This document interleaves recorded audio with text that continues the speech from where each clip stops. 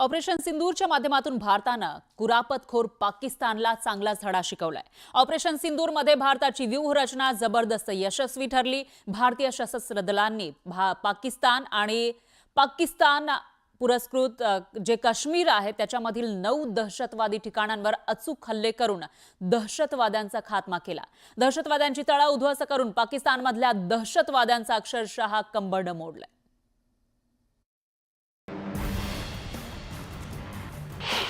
भारतानं शिकवला पाकला धडा।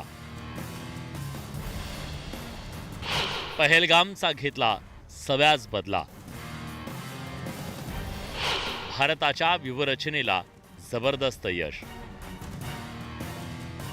निष्पाप पर्यटकांचा बळी घेणाऱ्या पाकिस्तानला आता चांगलंच लक्षात आलं असेल की भारताशी पंगा घेतल्यास ते किती महागात पडू शकतं। कुरापती करायच्या, दहशतवाद्यांना फूस लावायची, त्यांना सांभाळायचं आणि कारवाई टाळण्यासाठी अण्वस्त्र हल्ल्याची धमकी द्यायची ही पाकिस्तानची आजवरची रणनीती होती। पण भारतानं अण्वस्त्र हल्ल्याच्या धमकीचा हा टॅबू काढून टाकला आणि जो धडा शिकवायचा तो धडा शिकवलाच।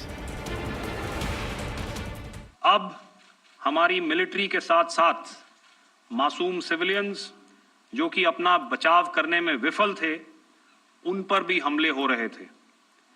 2024 में जम्मू सेक्टर में शिवखोरी मंदिर को जाते हुए यात्री और इस साल अप्रैल में पहलगाम में मासूम पर्यटक इस खतरनाक ट्रेंड के विशेष उदाहरण हैं।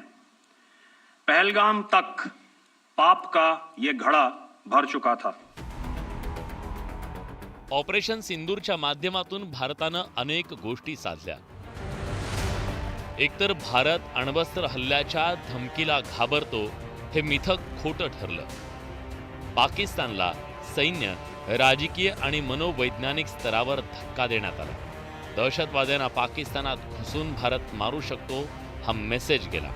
दहशतवाद्यांसाठी पाकिस्तान आता सुरक्षित जमीन राहिली नाही हा संदेश गेला।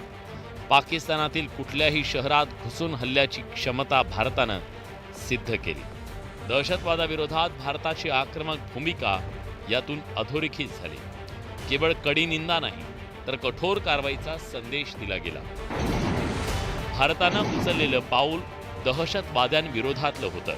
दहशतवाद्यांच्या खात्म्यानंतर त्यांच्या जनाजला खांदा देणाऱ्या पाक लष्कराचे दहशतवाद्यांसोबतचे घनिष्ठ संबंध जगाच्या समोर आणण्यात भारताला यश आलं। हमारी लड़ाई आतंकवाद और आतंकवादियों के खिलाफ थी। इसलिए 7 मई को हमने केवल आतंकवादी ठिकानों पर ही हमला किया था।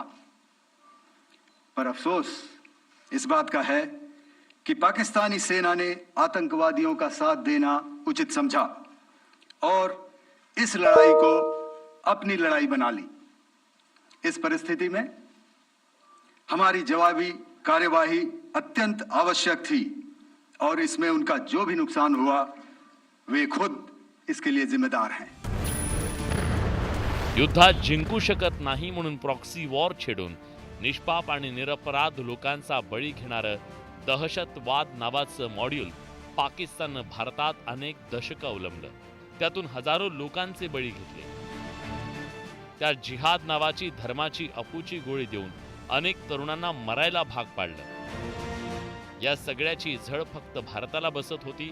त्यामुळे केवळ कडिनिंदा हे धोरण न अवलंबता दहशतवाद्यांना पोचल्यास त्यांच्या अब्बूंच्या घरावर मिसाईल पडू शकतं ही मृत्यूची भीतीच दहशतवादाला सडेतोड उत्तर असल्याचं भारतानं ठणकावून सांगितलंय।